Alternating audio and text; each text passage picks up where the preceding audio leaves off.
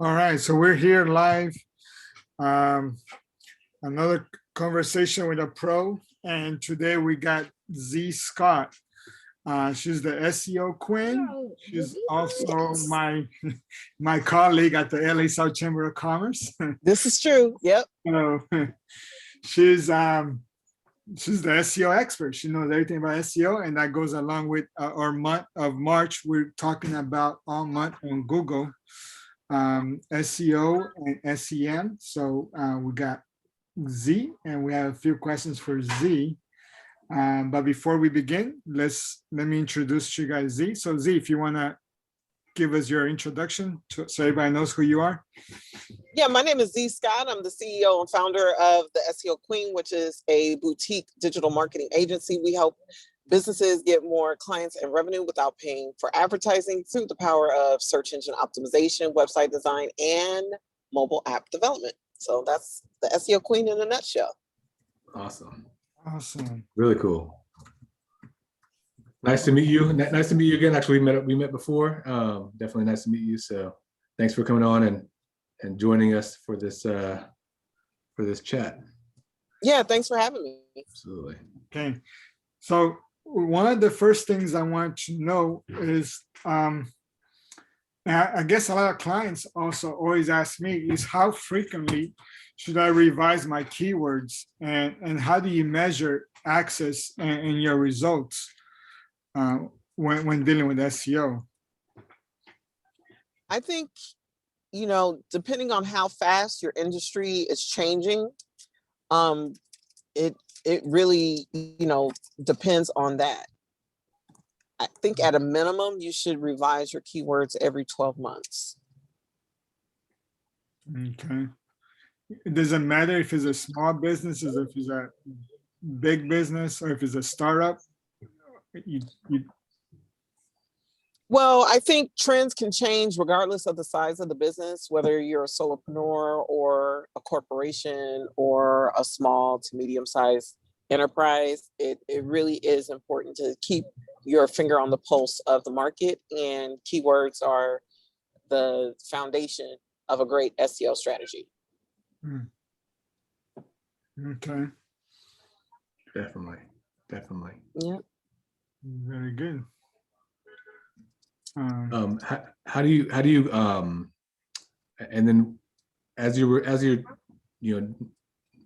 measuring you're taking a look at your keywords, you're analyzing your keywords, how would you recommend small business owner measure and analyze their results, measure their results and assess like how they're doing with SEO, and maybe figure out some things that need to change with their keyword strategy? Well, I think a great way to measure results of an SEO campaign for a small business is using the data found in Search Console. When you verify your website ownership with Search Console, you can then see how many times you come up in search engine results pages, and you can also see how many times when you do come up that people click through on your result in particular. Now, when you use the Search Console, you can also see how many pages on your website is being indexed. You can see how many backlinks that your website has accumulated that Google is recognizing. You can see if there's any content that needs to be adjusted for mobile friendliness. You can also test your robots.txt to make sure that your website is being crawled properly. And so I would say, for any small business, especially if you're cash strapped, you can get a wealth of data and information from Google Search Console, and it's a free platform. Yeah, definitely like their Search Console. So that you're definitely. I mean, we're definitely of the same mind there. I'm always telling people to get on there because there's a lot of stuff, and most people, I think it's just a matter of awareness. A lot of people aren't even aware that it exists. People know about search analytics. Yeah, I mean, Search Console is one of the longest running tools that Google has supported. And I don't know if most people know this, but you can integrate Google Analytics with Search Console to make sure you're getting all that data integrated in, so you can, do a lot of deep analysis. Right. All this data is important because it lets you know, one, how people are coming to your site, and two, how people are interacting with your site. And that's really important when you're trying to make adjustments. I can't tell you how many clients over the years that I've, looked at their data and they thought that people thought a link was clickable and nobody was clicking it. And then they had flat images that weren't links that people thought were links. So you don't know what's in the mind of the consumer until you gather the data and have the tools in place to help you get an understanding. One thing that I would strongly encourage businesses to do is to really have an open mind, to ask a lot of questions, because you never know how the market will react to something, and all because the behavior was one way yesterday doesn't mean it's going to be the same a week from then or 2 weeks from then. So it's really important to keep your finger on the pulse of your data. And right now is such a critical time, because only 30% of businesses have a search engine optimization strategy. And so by you getting an SEO strategy, you can literally be ahead of 70% of your competitors. And that is a game changer. And that's what we like to call a competitive advantage. And we love competitive advantage. Absolutely. Definitely. So with that said, at what point or when do you think a small business or someone that's just starting out should hire a professional like yourself, or should they do it themselves? Well, I think, when it really comes down to what is your budget, and not only what is your budget, but is your business model confirmed? If you are a business owner and you have an idea and that idea has not gotten some structure to it, then, putting SEO on your website won't help you make more money. It's really important that you have the very bare, foundational things identified. Number one, you want to know what you're selling. And number two, you want to know how you're selling it. Are you selling it e-commerce? Can people purchase it directly from your site? Is your shipping on point? Because what you don't want to do is get your website out there and people have a bad experience, and then you have, reputation management issue, and reputation management is much more expensive than SEO. So you definitely want to make sure that you're clear on your business model and you've done your research. You've gotten your mission statement, you've gotten your vision statement, you know what your why is. You want to make sure that you have that down pat. You want to make sure that you know that the market, people are going to purchase what you have. And and that can be manifest as in different ways. It can manifest as you just replicating. You can replicate an existing business model that you see is working. You can enter a market and you've already done a lot in the industry. You want to solve another problem. You want to make sure that your website and everything's on point. And once you have those things down and you're just looking to scale and inform people of what you have to offer so that they may consider and buy, you're on the right track. Then SEO is definitely a great thing to do. Right. Yeah, absolutely. Definitely agree with that. So do you think as far as looking at SEO, like I know there's so many different ways that you can impact your SEO. We've got on page, we've got off page. What do you think that a small business owner who's just getting started, maybe they, where do you think they should put their effort? Should they put their effort towards their on page SEO or off page SEO?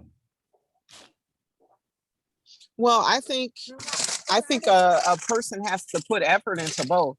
When I launched the SEO Queen back in 2017, one of the things that I knew was critical was to definitely get those high quality backlinks. And so one of the ways that I've done that is to get coverage on news sites, magazine sites, and blog sites. And when you get that coverage, those links on those highly trafficked sites, you're killing two birds with one stone. And you can't do off-page SEO without your on-page. So they both go hand in hand, and the more you optimize both, the more visible you will be. So if I had to pick one, if I only had a choice to do one or the other, I would always rock with on-page SEO first. So that's my long answer. But Okay. SEO is I've seen clients get more rankings and more visibility through just on page, and then I've seen some great things happen with off page as well. Right. Because with the off page, with the backlinks, if you get like a really good link from like CNN or something that's like one of the top 100 websites in the world, you can definitely get a lot of referral traffic, and that referral traffic will definitely send signals to Google to say, okay, if you have the content on your site, you at least at a minimum have really good content. You may not have your meta tags optimized, but at least when Google crawls your site and you don't have any broken links, it knows what your site is about. You get that major coverage that could definitely boost your visibility. So it's, Right. it's one of those things where, there's over 200 factors that Google looks at in order to rank a website. And all you need is to optimize enough of those factors to get on Google page one. Mm-hmm. Right. That's right. And how do you know that you've done enough? You've done enough when you're on Google page one. Yeah. And the only way you know is by looking at Search Console. So there you go. Well, not the only way. Right. Google yourself too. Right. And then, one thing that, let's go back to that. You guys were asking me about, keywords and monitoring keywords. Yeah. One thing that is very important to understand is your industry. Are you seasonal? Like if you're an HVAC company, you're not going to get a lot of people searching for heater terms in July. You're going to get people looking for the AC terms. So what's going to happen is you may be ranked number one for a term, but you're not getting any traffic on it. So you really have to be aware of what the industry is. The industry shifts, the industry ebbs and flows are, so that you can maximize your visibility accordingly. Yeah. That to me, that's so important. It's like you can be on Google page one for all these phrases, but if nobody's checking for those phrases, that doesn't do anything for you.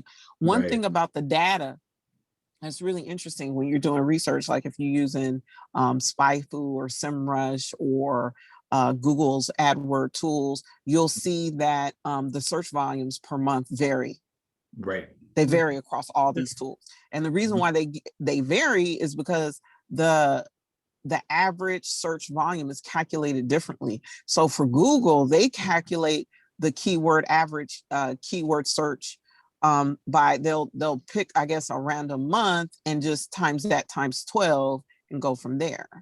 So that doesn't necessarily take into account the months that no searches happen. So you really have to watch trends. There's a free tool called Google Trends that you can go to Google and put in Google Trends. I think it's like trends.google.com. I'm not sure. Don't quote me. Google it. Yeah, Google it, exactly. Is it trends.google.com? Yeah, I'm not in front of trends.google.com. Okay. I sometimes, I feel like my eyes are crossing because I'm looking at so many campaigns and everything. But thank you, Ernesto. Fact check me. So that is a great tool because in real time, it'll let you know how popular phrases are with respect to other phrases. So you can kind of get an idea if your phrase is really legitimately popular or just hype. So if you have like a seasonal business, how often, how should I change my content? Would I change my content in my entire homepage? Or would you recommend creating blogs, like for the HVAC situation, kind of? Should I create, or should I change my entire content in the winter and the entire content in the summer? I think you really need to blog according to the season that you're in. So if you're an HVAC company, you definitely want to blog about wintertime in the wintertime. You want to blog about, summer concerns with cooling in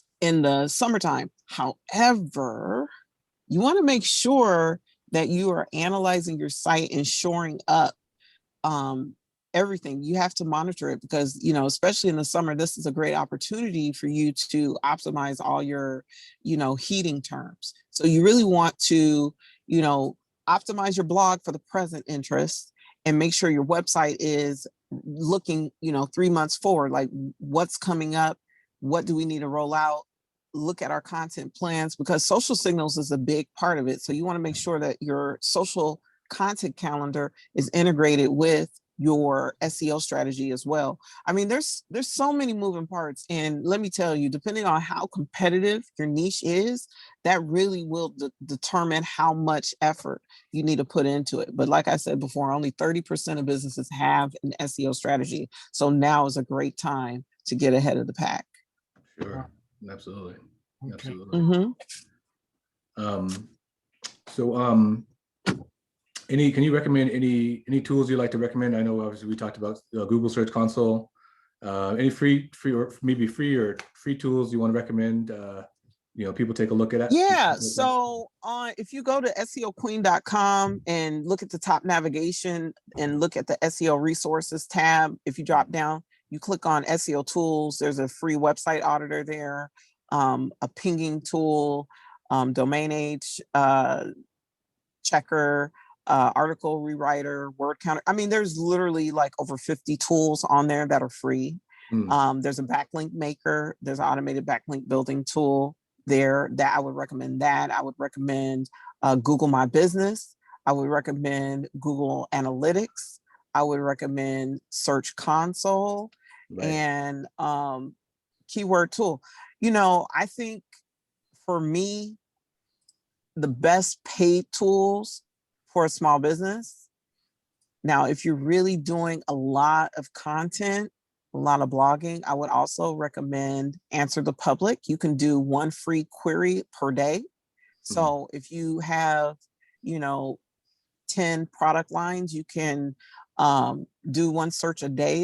It's free, and you can download all the popular queries that people are looking for with respect to your products and services. And so that's a really, really powerful thing. Okay. Yeah, I'm putting these on the comments on our live so people can check out those links. Yeah, absolutely. Okay. Very good. Any other questions? I think we're Yeah, I'm good. I mean, you know, there's so many. We can go on and on and on. Yeah, I could go on and on, yeah. Mommy duty is calling. I need to get to my son because it's an interesting topic. Yeah, yeah, absolutely. Got to take care of business. Yeah, right. it's an interesting topic. So glad you were able to join us and answer a few questions. That was really, really helpful. So yeah, if anybody has any questions or wants to connect with me, you can always go to SEOqueen.com and click on speak to the SEO Queen, and it'll take you right to my calendar, and you can hop right on there. Perfect. Thank you so much. Yeah. Thank you for being part of this. We very, very much appreciate it. Yeah. And we'll talk soon. So all right. Thank you so much for having me. Right. Yes. All right. Absolutely. All right. And all right. And check us out. We have a Wednesday lecture, Monday morning lecture every Monday. So every Wednesday. So next Wednesday, okay. Yeah, we're gonna close out the month of March, and we're gonna talk about YouTube. YouTube. Okay, sounds good. Yeah. So All right. Guys, so